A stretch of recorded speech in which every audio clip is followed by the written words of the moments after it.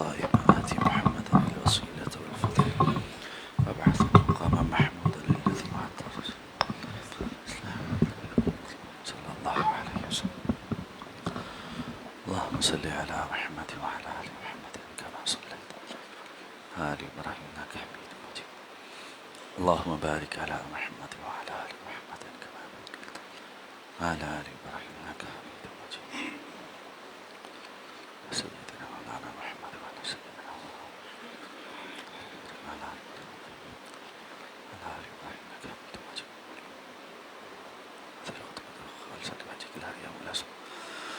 السلام عليكم ورحمة الله وبركاته. إن الحمد لله نحمده ونستعينه ونستغفره ونؤمن به ونتوكل عليه ونعوذ بالله من شرور أنفسنا ومن سيئات أعمالنا. من يهده الله فلا مضل له ومن يضلله فلا هادي له، وأشهد أن لا إله إلا الله وحده لا شريك له، وأشهد أن محمدًا عبده ورسوله. اللهم صل على محمد وعلى آل محمد كما صليت على إبراهيم وعلى آل إبراهيم إنك حميد مجيد. اللهم بارك على محمد وعلى آل محمد كما باركت على إبراهيم وعلى آل إبراهيم إنك حميد مجيد. أما بعد، فإن خير الحديث كتاب الله، وخير الهدي هدي محمد صلى الله عليه وسلم، وشر الأمور محدثاتها، وكل محدثة بدعة، وكل بدعة ضلالة، وكل ضلالة في النار. رب اشرح لي صدري ويسر لي أمري واحلل عقدة من لساني يفقه قولي. اللهم انفعنا بما علمتنا وعلمنا ما ينفعنا وزدنا علما. رب أعوذ بك من همزات الشياطين وأعوذ بك رب أن يحضرون. أما بعد، فأعوذ بالله من الشيطان الرجيم. واتخذوا من دونه آلهة لا يخلقون شيئا وهم يخلقون ولا يملكون لأنفسهم ضرا ولا نفعا ولا يملكون موتا ولا حياة ولا نشورا.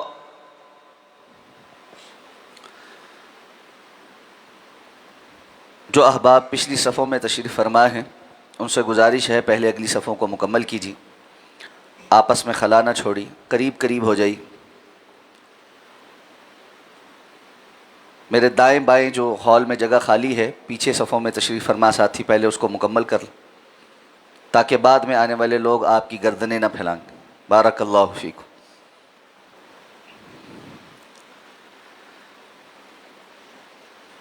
گزشتہ سے پیوستہ خطبہ جمعۃ المبارک میں سورہ الفرقان کا آغاز ہوا۔ 18ویں پارے کی یہ قرآن مجید کی 25ویں صورت ہے۔ ابتدائی آیات میں اللہ رب العزت نے ارشاد فرمایا کہ تبارک الذی نزل الفرقان، بڑی ہی بزرگی والی برکتوں والی ذات ہے جس نے اس فرقان یعنی قرآن مجید کو نازل کیا ہے، علی عبدہ، اپنے بندے پر، لیکون للعالمین نذیرا، تاکہ آپ جہانوں کے لیے ڈرانے والے بن جائیں۔ الذی لہ ملک السماوات والارض، وہ ذات کے جو آسمانوں اور زمین کی بادشاہت کی مالک ہے، ملکیت اللہ کی ہے. وَلَمْ يَكُنْ لَهُ شَرِيكٌ وَلَمْ يَتَّخِذْ وَلَدًا، اور اس نے کوئی بیٹا اختیار نہیں کیا. وَلَمْ يَكُنْ لَهُ شَرِيكٌ فِي الْمُلْكِ، اور نہیں اس بادشاہت میں اس کا کوئی شریک ہے. اور فرمایا وَخَلَقَ كُلَّ شَيْءٍ، اس نے ہر چیز کو پیدا کیا ہے، کل کائنات اس کی مخلوق ہے. فَقَدَّرَهُ تَقْدِيرًا، تمام مخلوقات پیدا کر کے اللہ نے ان کی تقدیر متعین کی ہے. کون سی چیز کتنی مقدار میں ہوگی اور کیا کام سر انجام دے گی. اللہ رب العزت نے کل کائنات میں ہر شے کے لیے اپنا فیصلہ مقدر کر رکھا ہے. ان آیات پر تفصیل کے ساتھ ہماری گفتگو مکمل ہو چکی کہ اللہ تعالیٰ اپنے بندوں پر بڑے مہربان ہیں کہ کل کائنات کے مالک ہونے اور عرش پر مستوی ہونے کے باوجود اس کائنات میں ایک ذرے سے بھی زیادہ کم حیثیت رکھنے والی اس دنیا کے اندر ایک بہت ہی حقیر اور کمزور مخلوق انسان کی ہدایت کے لیے اللہ نے اتنا اہتمام کیا ہے کہ اپنی کتاب کو، اپنے کلام کو اپنے بندے پر نازل کیا ہے، اور وہ اپنے بندوں کی طرف متوجہ ہوتے ہیں. اور انسانوں کو اس دنیا کے اندر کیوں بھیجا گیا ہے، ان کے کرنے کے کام کیا ہیں، یہ ساری بات رب کائنات نے اپنے بندوں تک پہنچائی ہے. اس کے بعد ارشاد فرمایا وَاتَّخَذُوا مِن دُونِهِ آلِهَةً، انہوں نے اس کے سوا یعنی اللہ کے سوا اوروں کو معبود بنا لیا ہے. یہ اوروں کو معبود بنانے والے، غیر اللہ کی عبادت کرنے والے اگر غور و خوض کرتے تو ان کو معلوم پڑ جاتا کہ جن کی یہ عبادت کرتے ہیں وہ معبود ہونے کے لائق نہیں، کہ معبود ہونا یہ منصب کچھ صفات کا، خصوصیات کا تقاضا کرتا.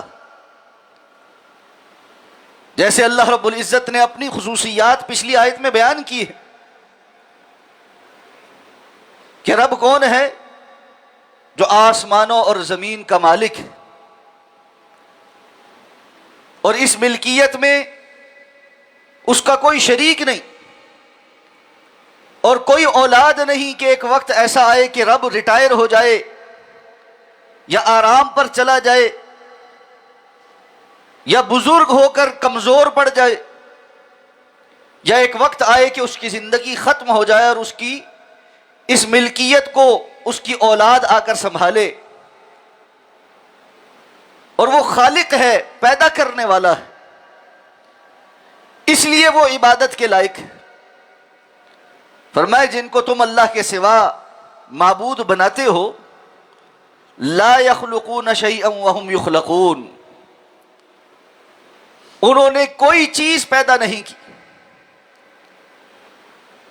اور کسی دوسرے کو یا کسی اور چیز کو پیدا کرنا تو درکنار، ان کی اپنی ذات پیدا کی گئی ہے، وہ اللہ کے مرہون منت ہیں جو اپنے وجود کے ہونے کے لیے دوسرے کا محتاج ہو وہ مالک نہیں ہو سکتا، معبود نہیں ہو سکتا. اور لا یخلقون شیء، انہوں نے کچھ بھی پیدا نہیں کیا کہ وہ یہ دعویٰ کر سکیں کہ اس ہماری مخلوق کو تو صرف ہماری عبادت کرنی چاہیے. رب کائنات معبود برحق ہیں، اور مخلوق سے یہ مطالبہ ہے کہ وہ صرف اللہ کی عبادت کریں۔ یہ مطالبہ اس بنیاد پر ہے کہ اللہ نے پیدا کیا ہے تو عبادت بھی اسی کی ہونی چاہیے۔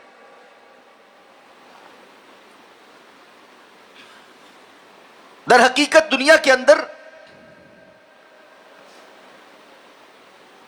جو شخص کسی کو ملازمت پہ رکھتا ہے، اس کی تنخواہ دیتا ہے، اس کی ذمہ داریاں اٹھاتا ہے، وہ جواباً اپنے ملازم سے یہ تقاضا کرتا ہے، یہ امید رکھتا ہے کہ اب یہ میرے کام کرے گا۔ جس چیز کی میں اسے اجرت دیتا ہوں، جو ہمارا آپس کا معاہدہ ہے، یہ اس کے تحت کام کرے گا۔ انسان تنخواہ کسی سے لے اور خدمت کسی اور کی کرے، اس بندے کا کوئی عقل مند تصور کرے؟ جب ایک آجر اور اس کے اجرت پر رکھے گئے ملازم کا معاملہ یہ ہے، جبکہ آجر اس کا مالک نہیں بن بیٹھا اور ملازم اس نے اپنے آجر کو اپنا معبود نہیں بنایا، لیکن تھوڑے سے عوض کے خاطر بھی یہ بات سمجھ آتی ہے کہ جو دے رہا ہے کام بھی اسی کا کیا جائے۔ لیکن انسان اس معاملے میں اپنی تمام تر عقل سے پیدل ہو جاتا ہے کہ جس نے پیدا کیا ہے، جو کھلاتا ہے، جو پلاتا ہے، جو رزاق ہے، جو ہر شے کا مالک ہے، جب عبادت کرنے کی باری آتی ہے تو اس کو چھوڑ کر دوسروں کی طرف نظر رکھتا۔ فرمایا جن کو تم نے الہ بنایا ہے انہوں نے تو کچھ بھی پیدا نہیں کیا۔ دوسری جگہ اللہ رب العزت نے ان معبودان باطلہ کی کمزوری کو اور زیادہ واضح کیا۔ فرمایا یا ایھا الناس ضرب مثل فاستمعوا، اے لوگوں تمہارے لیے ایک مثال اللہ بیان کرتے ہیں، اچھے طریقے سے توجہ کے ساتھ اس کو سن۔ جنہیں تم اللہ کے سوا پکارتے ہو، معبود بناتے ہو، حاجت روا مشکل کشا سمجھتے ہو، لن يخلقوا ذبابا ولو اجتمعوا له، یہ تو بڑی مخلوقات چھوڑ ایک مکھی بنانے پر بھی قادر نہیں، خواہ یہ سارے کے سارے جمع ہو جائیں۔ اور یہاں اس تخلیق سے مراد کسی چیز کا ایجاد کر لینا نہیں ہے۔ کوئی بندہ یہ کہے کہ دیکھیں آج تو لوگوں نے بہت ساری چیزیں بنا لی، اگر آپ کہیں کہ 3D پرنٹر سے کوئی مکھی پرنٹ کر دے کوئی تو کر سکتا ہے۔ اللہ رب العزت نے یہ جو چیلنج دیا ہے اس کے لیے ضروری یہ ہے کہ وہ اس پیدا کرنے کے لیے رب تعالی کی کائنات میں سے کسی چیز کا استعمال نہیں کرے، اس کا را میٹیریل بھی اس کا اپنا ہونا چاہیے۔ اللہ رب العزت کی کائنات میں سے چیزیں جمع کر کے ان کو آپس میں جوڑ کر کسی چیز کو ایجاد کر لینا، اس کو تخلیق نہیں کہتے۔ جس طرح اللہ نے عدم سے وجود میں لایا ہے اور کل کائنات کو بناتے ہوئے اس نے کسی سے کچھ مستعار نہیں لیا، بالکل اس طرح جنہیں تم معبود کے منصب پر جب اللہ کے مقابل فائز کرنا چاہتے ہو تو ان میں بھی یہ صلاحیت ہونی چاہیے کہ وہ عدم سے وجود میں لے کر آئیں، اللہ کی کائنات میں سے اس میں سے کچھ نہ لے۔ اور کل کائنات کا اللہ کا سوال نہیں ہے، سارے جمع ہو کر ایک مکھی اللہ کی کائنات کے را میٹیریل سے ہٹ کر بنا کر دکھا۔ مکھی پیدا کرنا تو دور کی بات ہے، ان یسلبہم الذباب شیء، اللہ نے جو مکھی پیدا کی ہے اگر وہ ان سے ایک ذرہ لے کر اڑ جائے، یہ سارے مل کر اس مکھی سے وہ واپس لینے پر قادر نہیں. ضعف الطالب والمطلوب، طلب کرنے والا بھی اور جس سے طلب کی جاتی ہے اللہ کو چھوڑ کر، یہ سارے ہی کمزور ہیں، بے وقت ہے. اللہ فرماتے ہیں اللہ کے سوا جنہیں معبود بنایا جاتا ہے وہ مکھی سے ایک ذرہ واپس لینے پر قدرت نہیں رکھتے، اور تم سمجھتے ہو کہ وہ تمہاری قسمتوں کے فیصلے کرتے. اس لیے فرمایا وَلَا يَمْلِكُونَ لِأَنفُسِهِمْ ضَرًّا وَلَا نَفْعًا، تمہارے لیے تو دور کی بات ہے وہ اپنی جانوں کے لیے کسی نقصان اور نفع کے مالک نہیں. معبود میں یہ صلاحیت تو ہونی چاہیے کہ جسے پکارا جا رہا ہے وہ نفع نقصان کا مالک ہو.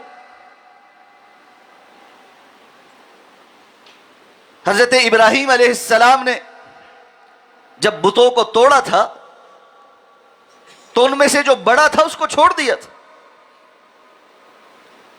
قوم نے آ کر احتجاج کیا تو حضرت ابراہیم علیہ السلام نے سوال ان کے سامنے یہ رکھا تھا کہ بھائی سب سے پہلی بات تو یہ ہے کہ اس کے بارے میں سوال مجھ سے کیوں کرتے ہو کہ یہ تم نے کیا ہے؟ اَأَنْتَ فَعَلْتَ هَذَا یا ابراہیم، ہمارے معبودوں کا یہ حال آپ نے کیا ہے؟ مجھ سے پوچھنے کے بجائے ان سے پوچھو. چلو جو ٹوٹ گئے وہ تو بوت نہیں سکتے، جو کھڑا ہے قائم دائم ہے اس سے پوچھو. کہنے لگے آپ کو پتہ ہے یہ سنتے نہیں اور جواب نہیں دیتے. فرمایا اف لکما، تمہارے اوپر تف ہے، اف لکم، تم سب پر، تمہاری عقلوں پر افسوس ہے کہ خود کہتے ہو کہ نہ سنتے ہیں نہ جواب دیتے ہیں. یہ بڑا کھڑا دیکھتا رہا ہے اور اس سب کا تیا پانچا کوئی کر کے چلا گیا. جب ٹوٹ رہے تھے یہ اپنے آپ کو نہ بچا سکے، یہ بڑا ان کی حفاظت نہیں کر سکا، اور تم سمجھتے ہو کہ تمہارے نفع اور نقصان کے اور دنیاوی معاملات کے لیے یہ حاجت روا ہے اور مشکل کشا ہے. جو اپنے لیے کسی نفع نقصان کا مالک نہیں وہ دوسرے کے لیے کسی نفع نقصان کا مالک کیسے ہو سکتا؟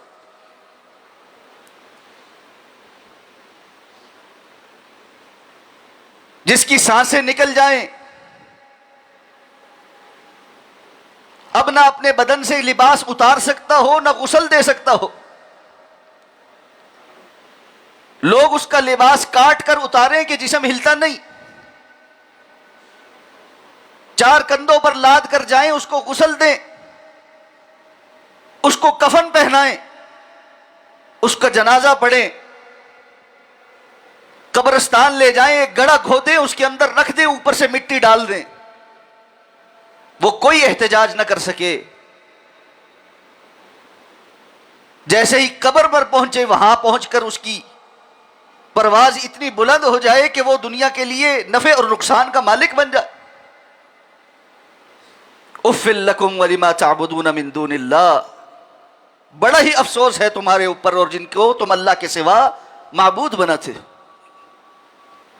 لا یملکون لانفسہم ضرا ولا نفعا،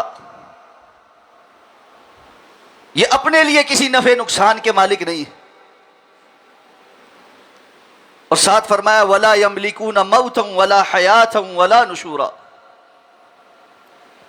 نہیں یہ موت، حیات اور دوبارہ اٹھائے جانے کے مالک ہیں. اگر یہ موت کے مالک ہوتے تو خود کبھی موت سے ہمکنار نہ ہوتے. اگر یہ زندگی کے مالک ہوتے تو ہمیشہ زندہ رہتے، اور اگر ان کے اختیار میں ہوتا تو یہ کبھی قیامت کے دن اللہ کے سامنے پیش ہو کر حساب کتاب دینے کے لیے تیار نہ ہوتے۔ زندگی اور موت اللہ رب العزت کے اختیار میں ہے۔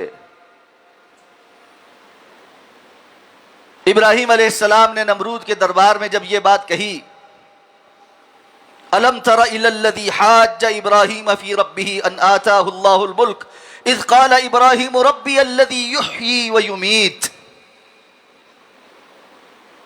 میرا رب وہ ہے جو زندہ کرتا ہے اور موت سے ہمکنار کرتا ہے۔ کہنے لگا یہ کام تو میں بھی کرتا ہوں۔ ایک سزائے موت کے قیدی کو لا کر چھوڑ دیا، کہا دیکھو یہ مرنے والا تھا، میں نے اس کو چھوڑ دیا، زندگی دے دی۔ ایک عام بندے کو پکڑ کے قتل کر دیا، کہا دیکھو یہ زندگی والا تھا، اس کو میں نے موت سے ہمکنار کر دی۔ قال ابراہیم فإن اللہ یأتی بالشمس من المشرق فأت بها من المغرب، ابراہیم علیہ السلام نے کہا اس طرح تلبس کرنے سے، ہیر پھیر کرنے سے بات ثابت نہیں ہوتی، اتنا ہی تو مختار کل ہے، تو میرا رب تو سورج کو مشرق سے طلوع کرتا ہے، آج ذرا سورج کو مغرب سے طلوع کر کے دکھا۔ فبہت الذی کفر، وہ کافر مبہوت ہو گیا، اس کا بیانیہ گر گیا۔ فرمایا یہ موت و حیات اور نشور کے مالک نہیں،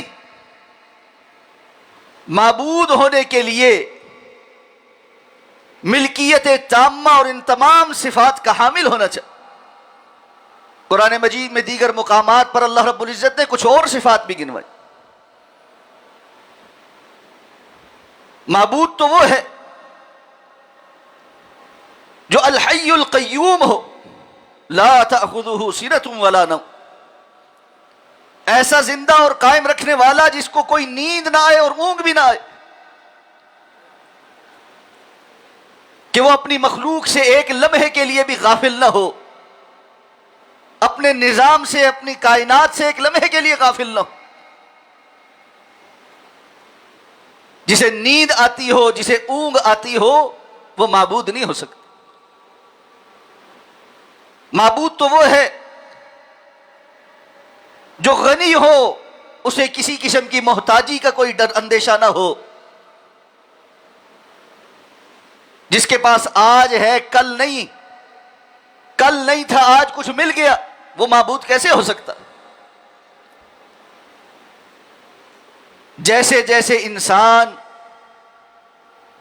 ان تمام صفات پر نظر دوڑاتا ہے، اس کو سمجھ آتی ہے کل کائنات میں صرف ایک ذات ہے جو ان معیاروں پر پوری اترتی ہے، اور وہ رب کائنات کی ذات ہے جس نے اپنا تعارف قرآن مجید میں جا بجا کروایا۔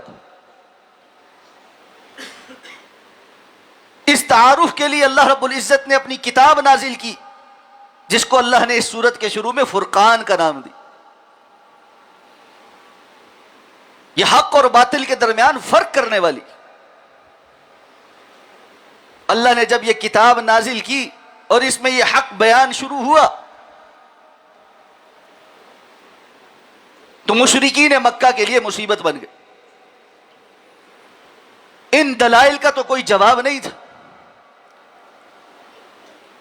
اب ان دلائل کو غلط ثابت کرنے کے لیے انہوں نے دو الزامات لگانے شروع کی۔ ایک تو یہ کہ یہ جو کتاب ہے یہ اللہ کی طرف سے نازل ہی نہیں ہوئی، اور دوسرا آپ صلی اللہ علیہ وسلم اللہ کے رسول اور نبی ہو ہی نہیں سکتے۔ اس کے لیے انہوں نے کچھ باتیں گھڑنی شروع کی۔ اللہ رب العزت نے ان کے جواب اگلی آیات میں دیے۔ پہلی بات ارشاد فرمائی وقال الذین کفروا، ان کافروں نے کہا ہے ان ھذا الا افک افترا، یہ جو ہے یعنی قرآن جو ہے افک افترا، ایک بہتان ہے جو اس نے خود گھڑ لیا، یعنی رسول اللہ صلی اللہ علیہ وسلم نے نعوذ باللہ یہ کتاب خود گھڑ لی ہے۔ وَأَعَانَهُ عَلَيْهِ قَوْمٌ آخَرُونَ، اور کچھ اور گروہوں نے اس معاملے میں آپ کی معاونت کی ہے، آپ کی مدد کی ہے۔ فَقَدْ جَاءُوا ظُلْمًا وَزُورًا، جو لوگ یہ الزام گھڑ کر آئے ہیں انہوں نے ایک بڑا ہی ظلم اور جھوٹی بات گھڑی کہ اللہ کے رسول صلی اللہ علیہ وسلم پر یہ الزام لگایا، فرمایا وَقَالُوا أَسَاطِيرُ الْأَوَّلِينَ، اور وہ کہتے ہیں یہ تو پچھلے لوگوں کی کچھ کہانیاں ہیں، یعنی قرآن مجید آپ صلی اللہ علیہ وسلم نے گھڑ لیا ہے، کچھ اور لوگوں نے آپ کی اس پر معاونت کی ہے، اور اس میں کچھ نہیں ہے سوائے سابقہ امتوں کے اور کچھ لوگوں کے قصے کہانی، اور وہ بھی اساطیر، جھوٹی باتیں، جھوٹے کہانی، قصے کہانی، اکتتبہا، جو اس نے لکھ لیے ہیں، فہی تملی علیہ بکرۃ وأصیلا، یہ دن کے پہلے پہر اور پچھلے پہر آپ صلی اللہ علیہ وسلم پر املا کروائے جاتے ہیں، یعنی کچھ اور لوگ ہیں جو آپ کو آ کر بتلاتے ہیں، املا کرواتے ہیں، اور آپ ان کو اپنے پاس لکھ کر رکھ لیتے ہیں، ان کو یاد کر کر کے پھر آپ لوگوں کو قرآن کے طور پر سناتے ہیں۔ در حقیقت جو لوگ ان باتوں کے دعوے دار تھے ان کو خود بھی پتا تھا کہ ہمارے دعوے بہت بودے،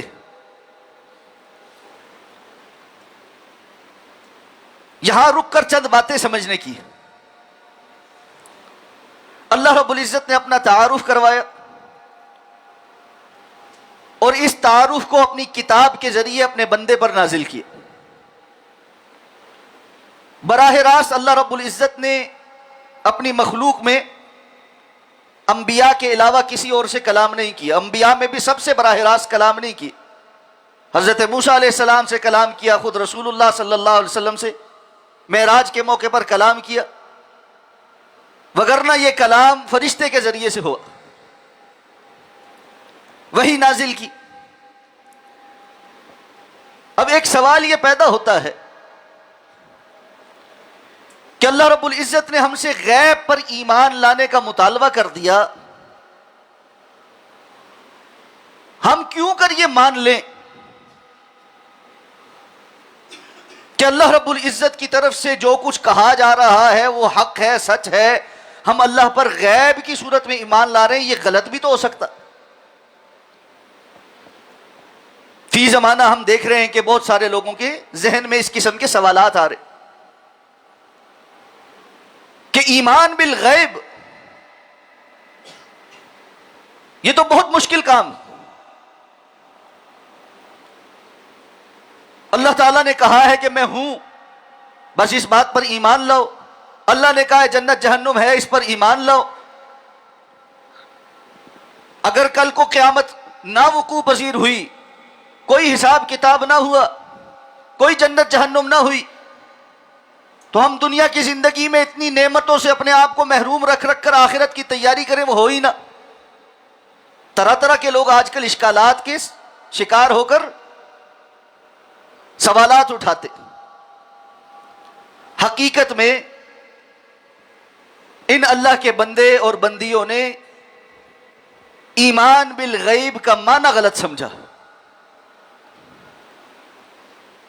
اللہ رب العزت نے ایمان بالغیب کا تقاضا کیا ہے، الذین یؤمنون بالغیب، اہل ایمان وہ ہیں جو غیب پر ایمان رکھتے ہیں، لیکن اس غیب پر ایمان لانے کے لیے جو بنیاد ہے وہ غیبی نہیں ہے۔ اس بات کو سمجھنا ضروری ہے کہ غیب پر ایمان لانے سے پہلے ایمان کا جو مرحلہ ہے وہ یقینی ہے، وہ غیبی نہیں ہے۔ کیسے؟ ایمان کی بنیاد یقین پر ہو، اس کے لیے اللہ رب العزت نے ہر دور میں اپنے انبیاء کو بھیجا، انسانوں میں سے ہی کچھ لوگوں کو چنا ہے جو اپنی اپنی قوم کے بہترین لوگ تھے۔ اب ایک شخص اٹھ کر دعویٰ کرتا ہے کہ میں اللہ کا نبی ہوں، پھر معاملہ یہ ہے، یہ غیبی معاملہ ہے، کیسے مانے کہ یہ اللہ کا نبی ہے؟ اس کے لیے اللہ رب العزت نے ہر نبی کو ایسے معجزات عطا فرمائے جو اس علم کے مطابقت میں تھے جس میں وہ قوم مہارت رکھتی تھی۔ موسیٰ علیہ السلام کے دور میں بڑے نامی گرامی قسم کے جادوگر ہوا کرتے تھے، سامری جادوگر جیسا جادوگر اس دور میں تھا، اللہ رب العزت نے اس کے مقابل حضرت موسیٰ علیہ السلام کو جو معجزات دیے وہ اس نوعیت کے تھے کہ جادو کے علم سے متاثر معاشرہ فوراً سمجھ گیا کہ یہ جادو نہیں ہے، یہ معجزہ۔ یہی وجہ ایک لمحہ لگا ان جادوگروں کو جو حضرت موسیٰ کے مقابل آئے تھے کہ وہ فوراً ایمان لے آئے۔ ان کو معلوم پڑ گیا کہ یہ نظر بندی اور جادو نہیں ہے، یہ تو حقیقتاً معجزہ۔ حضرت عیسیٰ علیہ السلام کے دور میں حکمت کا بڑا راج تھا، بڑے نامی گرامی حکیم ہوا کرتے تھے، لیکن ان کے پاس بھی کچھ امراض کا علاج نہیں تھا۔ نابینا کا کوئی علاج اس وقت ان کے پاس نہیں تھا، کوڑ کے مرض کا کوئی علاج نہیں تھا، اور ظاہر بات ہے جو بندہ مر جائے اس کو زندہ کرنے کا تو علاج کسی کے پاس بھی نہیں۔ اللہ نے اس دور میں حضرت عیسیٰ علیہ السلام کو جو معجزات عطا فرمائے، ان کو دیکھ کر فوری طور پر لوگوں کو یہ پتہ چل گیا کہ یہ اللہ کا نبی ہے اور اللہ نے ان کو معجزہ عطا فرمایا ہے۔ ہر دور میں اللہ تعالیٰ انبیاء کو معجزے عطا فرماتا ہے، جس معجزے کو دیکھ کر اہل ایمان کو یقین ہو جاتا ہے کہ یہ اللہ کا نبی ہے، اور پھر اللہ کا نبی جو کچھ بیان کر رہا ہے اس سب پر ہمارا ایمان۔ امام الانبیاء جناب محمد الرسول اللہ صلی اللہ علیہ وسلم کو جو معجزات دیے گئے، ان میں سے سب سے بڑا معجزہ اللہ کی کتاب قرآن مجید۔ آپ صلی اللہ علیہ وسلم اس دنیا سے تشریف لے گئے، ہم نے آپ کو نہیں دیکھا، ہمارا آپ کی رسالت پر ایمان بھی غیب پر ایمان کی حیثیت میں ہی ہے، لیکن یہ غیب پر ایمان اس یقین کی بنیاد پر ہے جو ہمیں یہ کتاب فراہم کرتی ہے، اللہ کا یہ معجزہ فراہم کرتا ہے، اور قیامت تک اللہ نے اپنا یہ معجزہ باقی رکھنا۔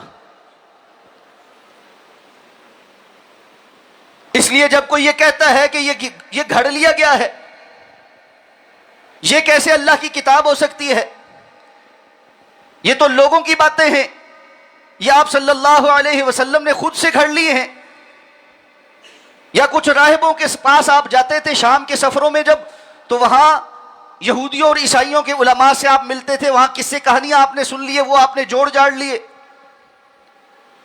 اسی قرآن میں اللہ نے فرمایا یہ لوگ کہتے ہیں کہ ایک جن ہے نعوذ باللہ جو آپ کے اوپر مسلط ہے، وہ آتا ہے اور آ کر آپ کو غیب کی خبریں بتا جاتا ہے، اور آپ پھر لوگوں کو قرآن بنا بنا کر سناتے ہیں۔ اللہ رب العزت نے فرمایا تمہیں اگر ایسا لگتا ہے تو پھر تمہارے لیے چیلنج ہے، اگر یہ کام اتنا آسان ہے اور اس جیسی کتاب بنانا اور کلام بنانا ممکن ہے، اور اللہ کے رسول نے نبی الامی ہونے کے باوجود تم جانتے ہو فقد لبثت فیکم عمرا من قبلہ، 40 سال کی زندگی میری تمہارے سامنے ہے اس نبوت کے دامنے سے پہلے، کبھی تم نے مجھ پر جھوٹ کا کوئی اتہام نہیں لگایا، کوئی جنون، کوئی شعر و شاعری تم نے میری زبان سے نہیں سنی۔ اس کے باوجود اگر تمہیں لگتا ہے کہ یہ کام اتنا آسان ہے کہ ایک بندہ جو لکھنا پڑھنا نہیں جانتا اور اس کا دنیاوی استاد بھی کوئی نہیں ہے، وہ اس قدر فصاحت اور بلاغت کے ساتھ بالکل مبنی بر حق دلائل کے ساتھ اور صحیح ترین علم کے ساتھ کلام کو جوڑ سکتا ہے، تم سارے مل جاؤ اور یہ کلام جوڑ لو، اور اپنی مدد کے لیے جسے چاہتے ہو بلا لو۔ صرف انسان نہ جمع ہو، جنات کو بھی جمع کرو۔ تم کہتے ہو ایک جن اللہ کے رسول کے اوپر آتا ہے، تمہارے پاس جتنے جنوں سے رابطہ ہو سکتا ہے سب سے کر لو، سب کو اکٹھا کر لو۔ ان یأتوا بمثل هذا القرآن، اس قرآن جیسی کتاب لے کر آؤ، لا یأتون بمثلہ، لیکن ساتھ ہی اللہ نے یہ دعویٰ بھی کر دی یہ کبھی اس جیسا نہیں لا سکے۔ اچھا پوری کتاب جیسی کتاب نہیں لا سکتے، فَأْتُوا بِعَشْرِ سُوَرٍ مِثْلِهِ، 10 صورتیں اس جیسی لے کر آؤ۔ پھر بالکل ہی آسان کر دیا، فَأْتُوا بِسُورَةٍ مِّن مِثْلِهِ، ایک صورت تو اس کی کسی صورت جیسی بنا کر لا کر دکھاؤ، سارے جمع ہو جاؤ، سورہ کوثر اور سورہ اخلاص جیسی چھوٹی صورت بنا کر لا کر دکھلا دو، اگر تو واقعتاً تم ایسا کر سکے تو قرآن مجید کے جتنے دعوے ہیں ایمان بالغیب کے لیے، یہ جتنی چیزوں کا تقاضا کرتا ہے وہ ساری باطل ہو جائیں گی. لیکن اگر تم ایسا نہ کر سکے تو قرآن سچ ہے، اور اللہ نے اس کے اندر جو کچھ بیان کیا ہے اس کو بھی سارا سچ. یہی وجہ ہے اس بنیاد پر یقین رکھتے ہوئے جب صحابہ کرام نے ایمان لایا تھا، پھر ان کا ایمان غیر متزلزل ہوتا تھا. ابو جہل بغلے بجاتا ہوا آیا اللہ کے رسول کی واقعہ معراج کے بعد، آ کر ابو بکر صدیق رضی اللہ تعالیٰ عنہ کو کہنے لگا، اگر کوئی بندہ یہ کہے کہ وہ راتوں رات یہاں سے بیت المقدس کیا اور پھر وہاں سے آسمانوں پر گیا اور پھر واپس بھی آ گیا صبح ہونے سے پہلے پہلے، تم مانو گے؟ اور اس بات پر بڑا خوش تھا کہ آج تو میرے ہاتھ وہ دلیل لگی ہے جو میں ابو بکر کو بتا دوں گا کہ تمہارا جو نبی ہے نعوذ باللہ وہ جھوٹا. ابو بکر صدیق رضی اللہ تعالیٰ عنہ نے یہ نہیں کہا کہ میں جا کے پوچھ کے آتا ہوں، تصدیق کرتا ہوں، پتہ نہیں کہا بھی ہے نہیں کہا، کیفیت کیسی تھی، پوچھ کے آؤں اللہ کے رسول آپ کس سواری پر بیٹھ کر گئے تھے، براق کیا چیز ہوتی ہے، ان کو تو نہیں معلوم تھا. لیکن ان کے لیے فیصلہ بڑا آسان تھا. کہا اگر آپ صلی اللہ علیہ وسلم کہہ رہے تو سچ کہہ رہے، اس لیے کہ یہ باتیں تو چھوٹی ہیں، ہم تو اس سے بڑی باتوں پر آپ صلی اللہ علیہ وسلم کے کہنے پر ایمان لائے ہیں. جب یہ فیصلہ ہو گیا کہ یہ اللہ کی کتاب ہے اور آپ محمد الرسول اللہ اللہ کی طرف سے نبی اور رسول ہیں، پھر ساری باتیں سچ. پھر کیا ممکن کیا ناممکن یہ تو پیچھے رہ گئی بات. اس لیے جو بنیاد ہے وہ اللہ کی کتاب ہے. اس لیے جا بجا اللہ رب العزت نے قرآن مجید میں اس کے منزل من اللہ ہونے کے دلائل نازل کی ہے. قل انزلہ الذی یعلم السر فی السماوات والارض. اس لیے اگلی آیت میں کہا اللہ کے رسول آپ ان کو کہیے یہ قرآن تو اس ذات کی طرف سے نازل کردہ ہے جو آسمان و زمین میں سارے اسرار جاننے والی. یہ بات ذہن میں رہے، قرآن مجید صرف اپنی فصاحت و بلاغت کی وجہ سے معجزہ نہیں ہے. فصاحت و بلاغت تو اس کا ایک پہلو ہے جس کے آگے عرب عاجز آئے. کل قیامت تک آنے والے انسانوں نے ساروں نے عرب تو نہیں ہونا. میں اور آپ قرآن کا لغوی اعجاز اس طرح نہیں سمجھ سکتے جس طرح عربوں نے سمجھا تھا. لیکن قرآن یہ کہتا ہے قرآن کا صرف لغوی اعجاز نہیں، اس کا علمی اعجاز، اس کے اندر جو کچھ بیان کیا گیا ہے وہ سب قیامت تک آنے والے لوگوں کے لیے چیلنج ہے. کوئی ایک بات اس کی غلط ثابت کر کے دکھا. بہت لوگوں نے محنت کی، بڑی بڑی کتابیں لکھی، مستشرقین نے زندگیاں کھپا دی، لیکن جو کچھ لے کر آتے ہیں اللہ اپنا کوئی ایک بندہ بھیجتا ہے جو ان کی ساری عمارت کو ڈھا کر واضح کر دیتا ہے کہ جو کچھ یہ بیان کر رہے ہیں وہ مبنی پر جھوٹ ہے. اللہ کی کتاب سچی. اور جیسے جیسے انسان ترقی کر رہا ہے اور چیزوں کو ایکسپلور کر رہا ہے، قرآن مجید کے جو علوم ہیں اور جو معلومات ہیں وہ بالکل واضح ہو کر سامنے آ رہے ہیں. چند ایک مثالیں آپ کے سامنے رکھ دیتا ہوں.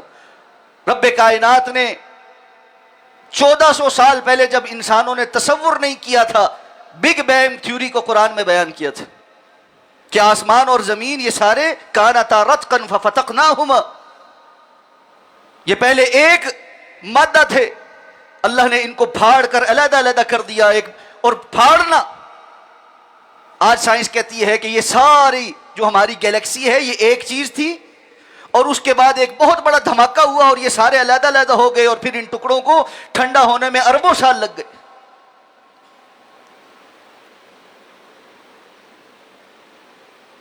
مصر کا ایک ڈاکٹر اسٹوڈنٹ جو ہے وہ یورپ میں میڈیکل سائنس پڑھنے جاتا ہے.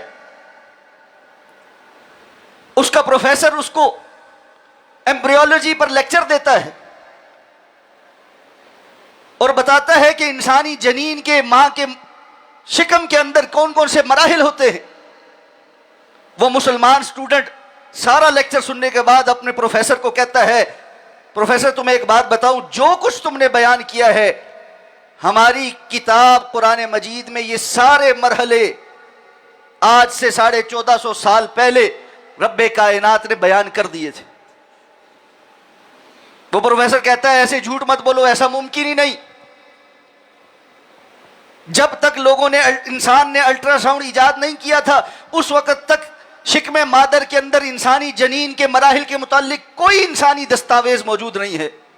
وہ قرآن مجید کھول کر اس کو دکھاتا ہے کہ اللہ فرماتے ہیں کہ ہم نے انسان کو علقہ کی صورت پیدا کیا، پھر اس علقہ کو مضغہ کے اندر تبدیل کیا، پھر یہ لوتھڑا جب بڑا ہوا اس کے اندر ہم نے ہڈیاں بنائیں، ان ہڈیوں اور گوشت پوست کو ہم نے جلد چڑھائی، فَكَسَوْنَا الْعِظَامَ لَحْمًا ثُمَّ أَنشَأْنَاهُ خَلْقًا آخَرَ فَتَبَارَكَ اللَّهُ أَحْسَنُ الْخَالِقِينَ۔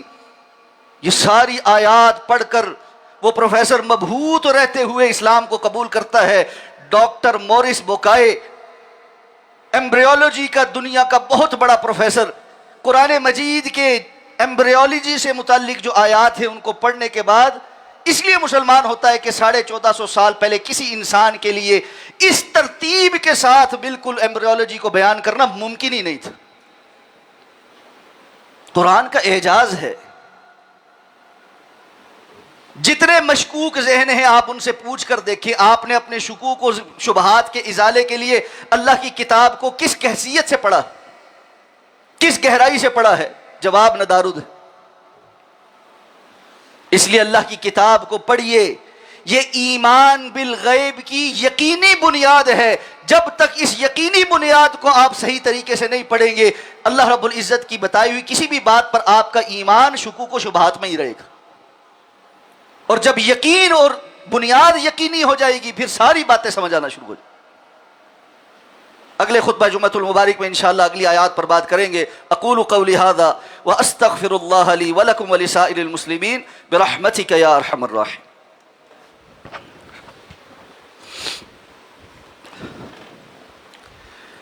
ان الحمد للہ